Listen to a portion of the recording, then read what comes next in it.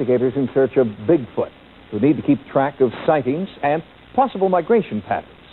Now, one organization is trying to collect every report, footprint, and eyewitness account into one communal database.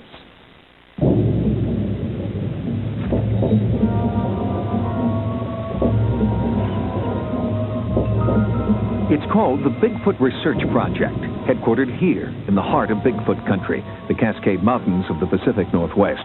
For the first time, Sasquatch is online, and every possible sighting, noise, footprint, hair sample, and anecdote is being checked out, cross-referenced, and rechecked.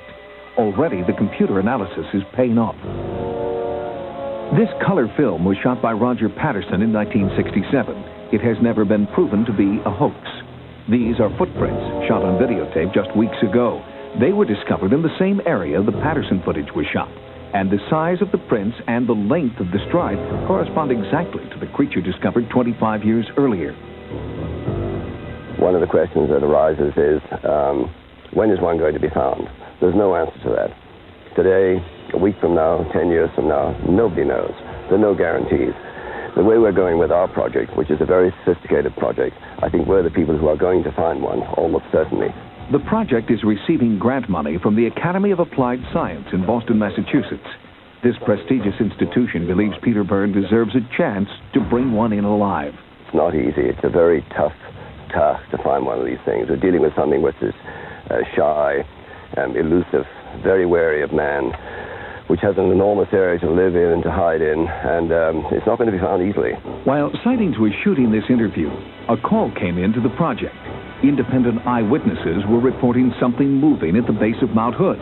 Byrne's team responded immediately. They're clearly visible, and they definitely are primates of some kind. They are walking upright, and they're moving fairly fast. And the time we've been here, they've moved about 200 yards, maybe 250 yards. Analysis identified the two lower dark areas as rocks. Above these rocks, two shapes were moving at approximately 2 miles an hour. There were no reports of hikers at that time, but the distance was too great to confirm this as a Bigfoot sighting. It will be used to corroborate any other sightings in the same area. Photographs like this one come in every day, but Byrne quickly rules out all but a very few. This is a fake footprint. It's very square. You can see the line of the toes across the top here. It's simply straight, which is wrong. They should be angled. And then the sides are dead straight. And it's recognizable as a fake footprint, probably made with a wooden mold of some kind. This is an important videotape the Bigfoot Research Project is concentrating on right now. It's from Northern California, and it's from late last year. And the photographers say that in here, in the center of the picture there, just there. The dark area? The dark area. You can see something, and you can see something moving. Independent Bigfoot researchers Scott Harriet and Daryl Owen captured these images in Northern California. It was their first face-to-face encounter with an elusive creature they've been tracking for 10 years.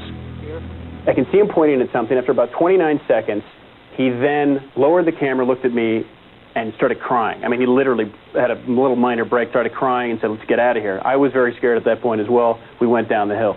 I'm crying at this moment, so excuse my voice. It's right here. You can see it. Okay. The footage is being analyzed at Wonderfilm Design. Here, advanced computer enhancement technology allows researchers to take a closer look. Right here would be the head and the arm down this way. And let me rock back and forth here. And as you can see, that it's something right there is moving while everything else in the picture stays static. There is something unusual moving in the thick woods of the Cascade Range, but the Bigfoot Research Project remains cautious in their optimism. Hoaxes are rampant in a field where film and videotape are considered still the best evidence.